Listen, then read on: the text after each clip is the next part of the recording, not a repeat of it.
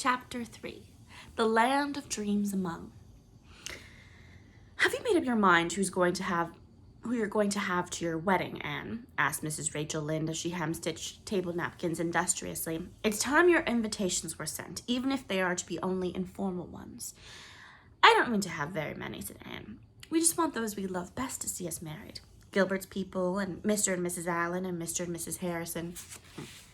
There was a time when you'd hardly have numbered Mr. Harrison among your dearest friends, said Marilla dryly. Well, I wasn't very strongly attracted to him at our first meeting, acknowledged Anne with a laugh over the recollection, but Mr. Harrison has improved on acquaintance, and Mrs. Harrison is really a dear. Then, of course, there are Miss Lavendar and Paul. Have they decided to come to the island this summer? I thought they were going to Europe. They changed their minds when I wrote them I was going to be married. I had a letter from Paul today. He says he must come to my wedding, no matter what happens to Europe.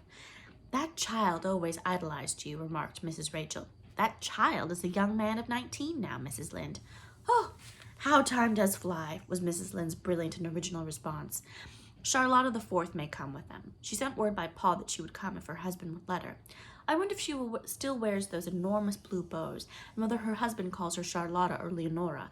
I should love to have Charlotta at my wedding. Charlotta and I were at a wedding long syne. They expect to be at Echo Lodge next week. Then there are Phil and the Reverend Joe. It sounds awful to hear you speaking of a minister like that, Anne, said Mrs. Rachel severely. His wife calls him that. She should have more respect for his holy office, then, retorted Mrs. Rachel. I've heard you criticize ministers pretty sharply yourself, teased Anne. Yes, but I do it reverently, protested Mrs. Lynde. You'd never heard me nickname a minister. Anne smothered a smile. Well, there are Diana and Fred and little Fred and small Anne Cordelia and Jane Andrews. I wish I could have Miss Stacy and Aunt Jamesina and Priscilla and Stella, but Stella's in Vancouver and Pris is in Japan and Miss Stacy's married in California and Aunt Jamesina has gone to India to explore her daughter's mission field in spite of her horror of snakes. It's really dreadful the way people get scattered over the globe. The Lord never intended it, that's what, said Mrs. Rachel authoritatively. In my young days, people grew up and married and settled down where they were born, or pretty near it. Thank goodness you've stuck to the island, Anne. I was afraid Gilbert would insist on rushing off to the ends of the earth when he got through college and dragging you with him. If everybody stayed where he was born, places would soon be filled up, Mrs. Lynde. Oh, I'm not going to argue with you, Anne. I am not a B.A. What time of the day is the ceremony to be? We have decided on noon, high noon, as the society papers say. That will give us time to catch the evening train to Glen St. Mary. And you'll be married in the parlor?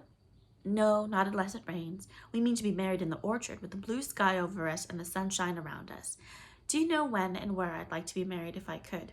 It would be at dawn, a June dawn with a glorious sunrise and roses blooming in the gardens, and I would slip down and meet Gilbert, and we would go together to the heart of the beech woods, and there, under the green arches that would be like a splendid cathedral, we would be married. Marilla sniffed scornfully, and Mrs. Lynde looked shocked. But that would be terrible queer, Anne. Why, it wouldn't really seem legal. And what would Mrs. Harmon Andrews say? There's the rub, sighed Anne. There are so many things in life we cannot do because of the fear of what Mrs. Harmon Andrews would say. 'Tis true, 'tis pity, and pity 'tis true. What delightful things we might do were it not for Mrs. Harmon Andrews. By times, Anne, I don't feel quite sure that I understand you altogether, complained Mrs. Lynde. Anne was always romantic, you know, said Marilla apologetically. Well, married life will most likely cure her of that, Mrs. Rachel responded comfortingly. Anne laughed and slipped away to Lover's Lane where Gilbert found her, and neither of them seemed to entertain much fear or hope that their married life would cure them of romance. The Echo Lodge people came over the next week, and Green Gables buzzed with the delight of them. Miss Lavendar had changed so little that the 3 years since her last island visit might have been a watch in the night, but Anne gasped with amazement over Paul. Could this splendid 6 feet of manhood be the little Paul of Avonlea school days? You really make me feel old, Paul, said Anne. Why, I have to look up to you. You'll never grow old, teacher, said Paul. You are one of the fortunate mortals who have found and drunk from the fountain of youth. You and Mother Lavendar. See here. When you're married, I won't call you Mrs. Blythe. To me, you'll always be teacher, the teacher of the best lessons I ever learned. I want to show you something. The something was a pocketbook full of poems. Paul had put some of his beautiful fancies into verse, and magazine editors had not been as unappreciative as they are sometimes supposed to be. Anne read Paul's poems with real delight. They were full of charm and promise. You'll be famous yet, Paul. I always dreamed of having one famous pupil. He was to be a college president, but a great poet would be even better. Someday I'll be able to boast that I whipped the distinguished Paul Irving, but then I never did whip you. Did I, Paul? What an opportunity lost. I think I kept you in at recess, however. You may be famous yourself, teacher. I've seen a good deal of your work these last 3 years. No, I know what I can do. I can write pretty, fanciful little sketches that children love and editors send welcome checks for, but I can do nothing big. My only chance for earthly immortality is a corner in your memoirs. Charlotta the Fourth had discarded the blue bows, but her freckles were not noticeably less. I never did think I'd come down to marrying a Yankee, Miss Shirley, ma'am, she said. But you never know what's before you, and it isn't his fault. He was born that way. You're a Yankee yourself, Charlotta, since you've married one. Miss Shirley, ma'am, I'm not, and I wouldn't be if I was to marry a dozen Yankees. Tom's kind of nice, and besides, I thought I'd better not be too hard to please, for I mightn't get another chance. Tom don't drink, and he don't growl because he has to work between meals, and when all's said and done, I'm satisfied, Miss Shirley, ma'am. Does he call you Leonora? Asked Anne. Goodness, no, Miss Shirley. I wouldn't know what he meant if he did. Of course, when we got married, he had to say, I take thee, Leonora, and I declare to you, Miss Shirley, ma'am, I've had the most dreadful feeling ever since that it wasn't me he was talking to, and I haven't been rightly married at all. And so, you're going to be married yourself, Miss Shirley, ma'am. I always thought I'd like to marry a doctor. It would be so handy when the children had measles and croup. Tom is only a bricklayer, but he's a real good-tempered. When I said to him, says I, Tom, can I go to Miss Shirley's wedding? I mean to go anyhow, but I'd like to have your consent. He just says, suit yourself, Charlotta, and you'll suit me. That's a real pleasant kind of husband to have, Miss Shirley, ma'am. Philippa and her Reverend Joe arrived at Green Gables the day before the wedding. Anne and Phil had a rapturous meeting which presently simmered down to a cozy confidential chat over all that had been and was about to be. Queen Anne, you're as queenly as ever. I've got fearfully thin since the babies came. I'm not half so good looking, but I think Joe likes it. There's not such a contrast between us, you see. And oh, it's perfectly magnificent that you're going to marry Gilbert. Roy Gardner wouldn't have done it at all. At all. I can see that now, though I was horribly disappointed at the time. You know, Anne, you did treat Roy very badly. He has recovered, I understand, smiled Anne. Oh, yes, he is married and his wife is a sweet little thing and they're perfectly happy. Everything works together for good. Joe and the Bible say that, and they are pretty good authorities. Are Alec and Alonzo married yet? Alec is, but Alonzo isn't. How those dear old days at Patty's Place come back when I'm talking to you, Anne. What fun we had. Have you been to Patty's Place lately? Oh, yes, I go often. Miss Patty and Miss Maria still sit by the fireplace and knit, and that reminds me, we've brought you a wedding gift from them. And guess what it is? I never could. How did they know I was going to be married? Oh, I told them. I was there last week, and they were so interested. 2 days ago, Miss Patty wrote me a note asking me to call, and then she asked if I would take her gift to you. What would you wish most from Patty's Place, Anne? You can't mean that Miss Patty has sent me her china dogs. Go up ahead. They're in my trunk this very moment, and I have a letter for you. Wait a moment, I'll get it. Dear Miss Shirley, Miss Patty had written, Maria and I were very much interested in hearing of your approaching nuptials. We send you our best wishes. Maria and I have never married, but we have no objection to other people doing so. We are sending you the china dogs. I intended to leave them to you in my will, because you seem to have a sincere affection for them. But Maria and I expect to live a good while yet. So, I have decided to give you the dogs while you are young. You will not have forgotten that Gog looks to the right and Magog to the left. Just fancy those lovely old dogs sitting by the fireplace in my house of dreams, said Anne rapturously. I never expected anything so delightful. That evening, Green Gables hummed with preparations for the following day. But in the twilight, Anne slipped away. She had a little pilgrimage to make on this last day of her girlhood, and she must make it alone. She went to Matthew's grave in the little poplar-shaded Avonlea graveyard, and there kept a silent tryst with old memories and immortal loves. How glad Matthew would be tomorrow if he were here, she whispered. But I believe he does know and is glad of it, somewhere else. I've read somewhere that our dead are never dead until we have forgotten them. Matthew will never be dead to me, for I can never forget him. She left on his grave the flowers she had brought and walked slowly down the long hill. It was a gracious evening, full of delectable lights and shadows. In the west was a sky of mackerel clouds, crimson and amber tinted, with long strips of apple-green sky between. Beyond was the glimmering radiance of a sunset sea, and the ceaseless voice of many waters came up from the tawny shore. All around her, lying in the fine, beautiful country silence, were the hills and fields and woods she had known and loved so long. History repeats itself, said Gilbert, joining her as she passed the Blythe gate. Do you remember our first walk down this hill, Anne? Our first walk together anywhere, for that matter. I was coming home in the twilight from Matthew's grave, and you came out of the gate, and I swallowed the pride of years and spoke to you. And all heaven opened before me, supplemented Gilbert. From that moment, I look forward to tomorrow. When I left you at your gate that night and walked home, I was the happiest boy in the world. Anne had forgiven me. I think you had the most to forgive. I was an ungrateful little wretch, and after you had really saved my life that day on the pond, too. How I loathed that load of obligation at first. I don't deserve the happiness that has come to me.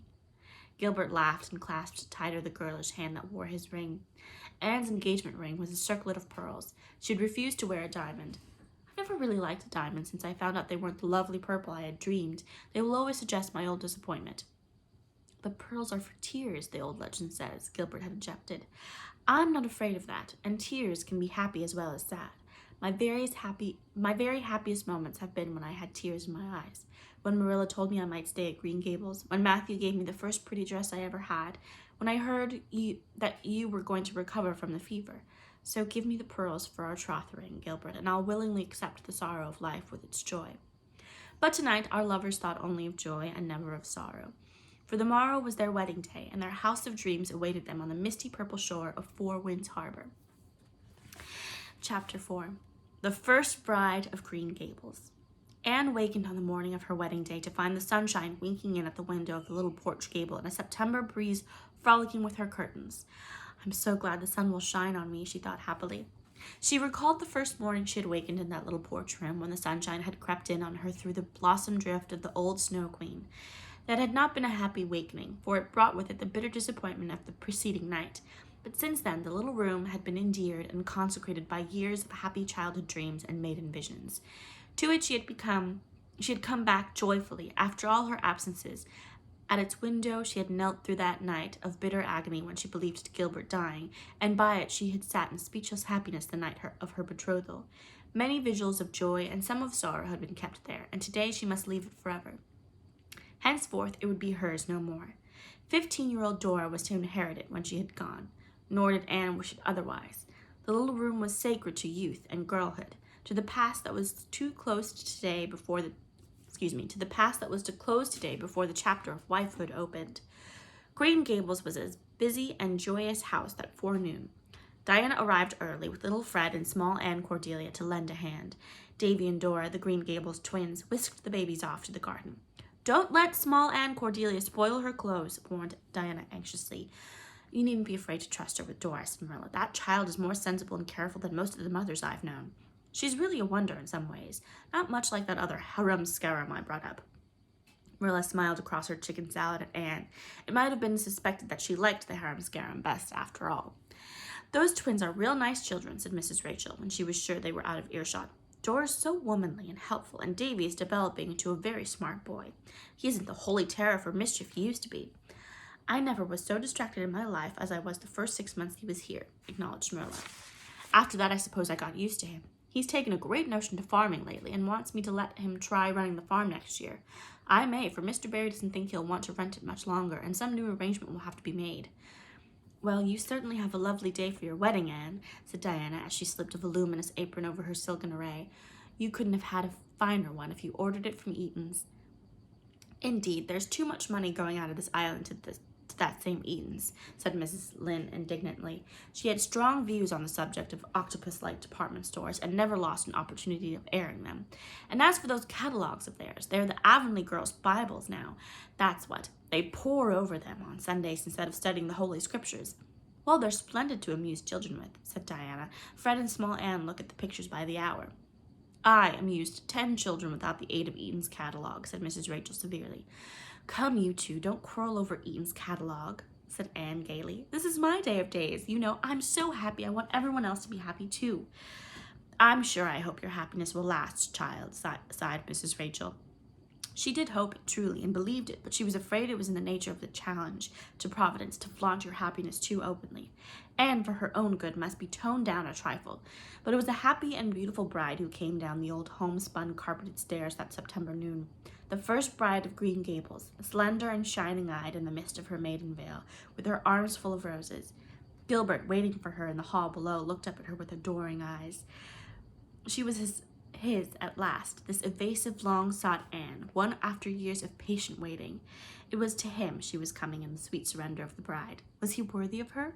Could he make her as happy as he hoped? If he failed her, if he could not measure up to her standard of manhood, then, as she held out her hand, their eyes met, and all doubt was swept away in the glad certainty they belonged to each other, and no matter what life might hold for them, it could never alter that. Their happiness was in each other's keeping, and both were unafraid. They were married in the sunshine of the old orchard, circled by the loving and kindly faces of long familiar friends. Mr. Allen married them, and the Reverend Joe made what Mrs. Rachel Lynde afterwards pronounced to be the most beautiful wedding prayer she had ever heard. Birds do not often sing in September, but one sang sweetly from some hidden bough, while Gilbert and Anne repeated their deathless vows. Anne heard it and thrilled to it. Gilbert heard it and wondered only that all the birds in the world had not burst into jubilant song. Paul heard it and later wrote a lyric about it, which was one of the most admired in his first volume of verse. Charlotta the Fourth heard it and was blissfully sure it meant good luck for her adored Miss Shirley. The birds sang until the ceremony was ended, and then it wound up with one glad little trill. Never had the old gray-green house among its enfolding orchards known a blither, merrier afternoon. All the old jests and quips that must have done duty at weddings since Eden were served up, and seemed new and brilliant and mirth-provoking as if they had never been uttered before. Laughter and joy had their way, and when Anne and Gilbert left to catch the Carmody train, with Paul as a driver, the twins were ready with rice and old shoes, in the throwing of which Charlotta the Fourth and Mr. Harrison bore a valiant part. Marilla stood at the gate and watched the carriage out of sight down the long lane with its banks of goldenrod. Anne turned at its end to wave her last goodbye. She was gone. Green Gables was her home no more. Marilla's face looked very gray and old as she turned to the house which Anne had filled for 14 years, and even in her absence with light and life. But Diana and her small fry, the Echo Lodge people, and the Allens had stayed to help the two old ladies over the loneliness of the first evening, and they contrived to have a quietly pleasant little supper time, sitting long around the table and chatting over all the details of the day. While they were sitting there, Anne and Gilbert were alighting from the train at Glen St. Mary.